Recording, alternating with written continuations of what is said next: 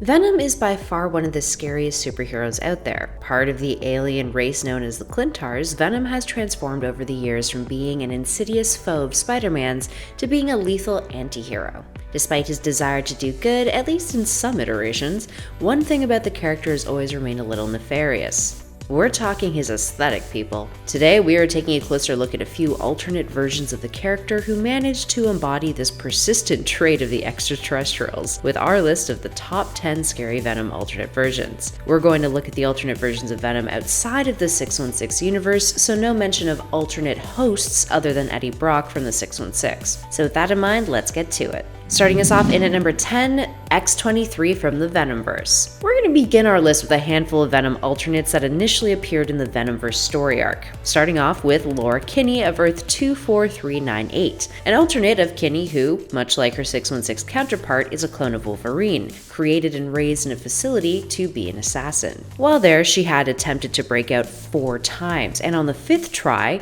while cornered in the laboratory, she punctured a tank by accident with her claws. Inside of that tank was the Venom symbiote, who then broke free and bonded to Laura. Now equipped with all of Venom's powers, she managed to escape the facility for good, making her way over to New York City where she would help and befriend the Runaways before being drawn into the events of Venomverse and teleported to a different reality. While she might not be a terrifying host when bonded with Venom, X-23 is by far one of the scariest looking alternate versions out there. Speaking of characters with adamantium claws, that brings us to our number 9 spot, Wolverine Venom. Another Venomverse character. This Venomized Wolverine, who first appeared in Edge of Venomverse in issue 4 in 2017, is from Earth 17673. He has the same history as another alternate version of Wolverine, known as Old Man Logan, who hails from Earth 807128, diverting from that history when Logan told Bruce Banner Jr. the truth about his parentage, causing Banner Jr. to beat Logan to a pulp. Now for context, in Old Man Logan, after killing the Hulk, Logan takes Bruce Banner Jr. in, raising him as his own. Now on this Venomized Logan's Earth, he tells Bruce Jr. the truth about that, Bruce loses it, and then teams up with Archangel and Ashley Barton to kill Logan. The Venomized T-Rex from Old Man Logan makes an appearance during this conflict and eats Wolverine, only for the Venom symbiote to jump ship from the dinosaur and bond with Wolverine instead. With his newfound powers, Venom Logan kills Archangel and Barton, but can't bring himself to kill Bruce Jr., despite the symbiote goading him on. The character was seemingly killed off in the Venomverse event during the story arc's climax. Moving on to number 8, Deadpool Venom. Last Venomverse character on our list, people, we promise. We can't help it that they're so awesomely terrifying. Wade Wilson of Earth 41715 is a version of Deadpool who has been bonded to the Venom symbiote.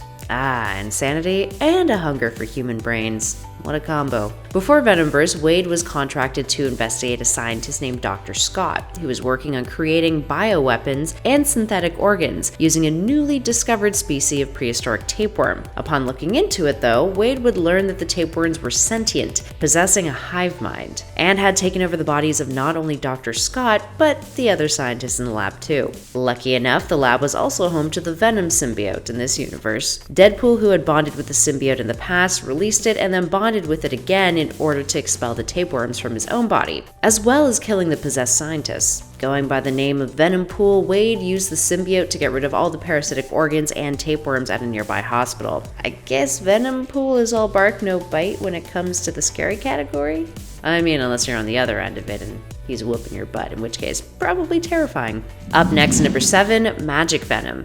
Magic Venom is a fun one. In 2019, after parting ways with Venom during Volume 4 of the symbiote's self-titled series, Eddie Brock and his son Dylan, who didn't realize he was his son at the time, find themselves in the middle of a dark elf invasion of Earth in a crossover called War of the Realms. It was a big story event. In trying to protect Dylan, Eddie starts fighting off dark elves with his bare fists. No superpowers. No venom. This attracts the attention of one of Malekith's war witches, who offers Eddie something called a dream stone. This stone brings one's dreams and desires to life. So Eddie takes it and with it creates an artificial symbiote, which has become known as Magic Venom. It's taller, thinner, and more ghoulish than the regular Venom, covering Eddie in spikes and giving him razor-sharp claws. It's also a murderous creature, so there's that. Up next, number 6, Edwin Brock. Coming from Earth 311, Edwin Brock is the Eddie Brock of Marvel's 1602, an alternate reality set in the year of 1602, during the very end of the Elizabethan era. Brock appears in 1602 witch hunter Angela, and in which he lives on the outskirts of York as an apprentice to the town's printer. Get it? Because it's like Journalism. Edwin made a deal with the Enchantress in order to enchant Anne Weying, the town's most beautiful woman, and get her to marry him. Sneaky, sneaky. But when Angela the Witch Hunter found out about this, she tried to stop him, and in the process, Edwin transformed into this alternate version of Venom, a monstrous creature with a ravenous hunger for flesh. Up next, number 5, Venom 2099. Not to be mistaken with the Venom of Spider-Man 2099, more on that one later. This Venom is Aaliyah Bell, a character from Earth TRN 767 who first appeared in Venom 2099 issue 1 in February of 2020. Pretty recent. Having been badly burned in an incident that also took her mother's life, Aaliyah has scars all over her left arm that made her a target for bullying in school. As a teenager, she underwent an experimental treatment to remedy her condition, and during the process, witnessed visions of an ancient dark god bonded to a creature of living darkness. Wonder where that sounds familiar? It's no. Once she awoke, the treatment worked, but turns out it had some side effects. She began turning into Venom. She would discover that the treatment had bonded her with a piece of the Venom symbiote, with the corporation behind the treatment, Alchemax, planning on using Aaliyah as a super soldier. Empathizing with Venom's situation and his desire to be made whole once more, she broke into Alchemax and reunited Venom with the rest of himself. Venom then agreed to not eat anyone if Aaliyah continued to be his host. Aw, how sweet. He's like, another person who's down for heroics. Guess I won't be eating those brains, back on the chocolate. If you have no idea what that means, you should probably check out one of our other Venom top 10 lists.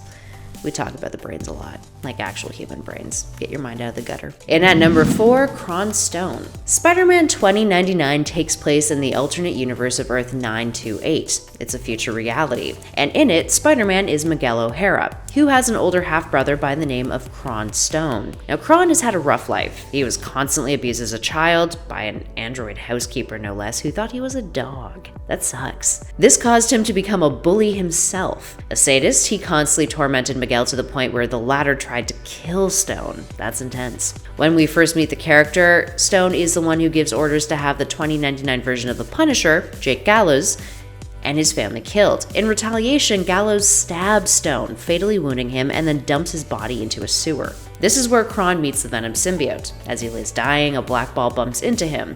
It bonds itself to him, creating Venom. And he ain't easy on the eyes, people, that's for sure. He's mutated over the years, now having acidic blood and saliva, and goes on a rampage to torment Miguel by hurting or straight up murdering those close to him. Moving on to number 3, the Ultimate Venom.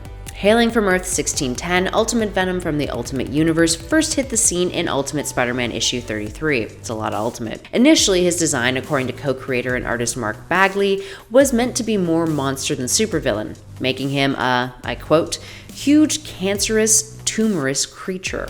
I mean, I think they succeeded, because monster he is. Ultimate Venom differs quite a bit from his 616 counterpart. For starters, he's not an alien symbiote. Instead, he's the second stage of a genetically created suit designed by Peter Parker's father and Eddie Brock Sr. Peter and Eddie Brock Jr. are pals. Now, the suit is supposed to cure severe diseases because it bonds itself to the user and protects them from both internal and external harm, tailored to a specific individual's DNA. Here's where things get a little eerie. Since each suit is individualized, if someone puts on the suit who isn't meant to wear it, the suit will constantly harm them and require that they need a source of nourishment consistently. And that nourishment? Organic flesh, people. After an accident, Venom would briefly bond with Peter, who would break free of the suit. Peter would then reveal his identity to Eddie Jr., who, embittered, would go to the lab and take another sample of the Venom suit, bonding it to himself. He would then immediately murder a janitor, and, unable to control the suit, he was fully consumed by it, becoming ravenous and chaotic. Up next at number 2, Venomized Galactus. Venom plus Galactus.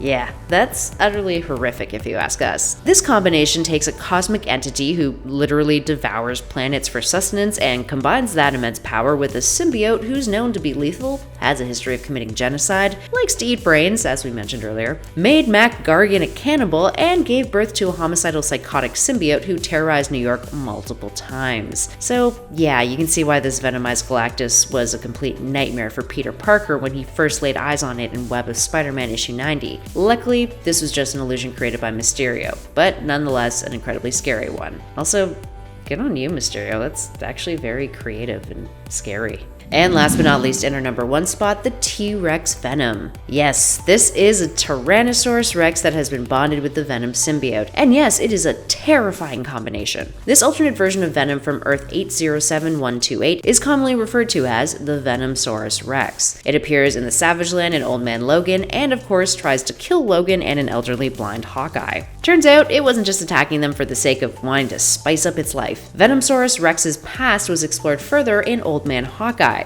in which it was revealed that Venom had bonded with a clone of Jamie Madrox, aka Multiple Man, creating an army of Venoms. Venom had beef with Barton, who lures the Venom army out into the desert where he knows there is a few dinosaurs kicking around, including T-Rexes. This works out for him, with the T-Rex attacking Venom and Hawkeye driving off as the prehistoric beast chomps down on Venom's body. Clearly, by the time Old Man Logan happens, Venom has decided to bond with the T-Rex, seeing it as a fitting host, and decides to take his revenge on Hawkeye and consequently Logan in the process. Alright, there we have it, friends. What other versions of Venom from alternate realities do you find particularly scary? Give us a shout in those comments below and let us know your thoughts and feels. If you dug this video, spread that love, hit that like button, and be sure to subscribe to Top 10 Nerd for more lists just like this.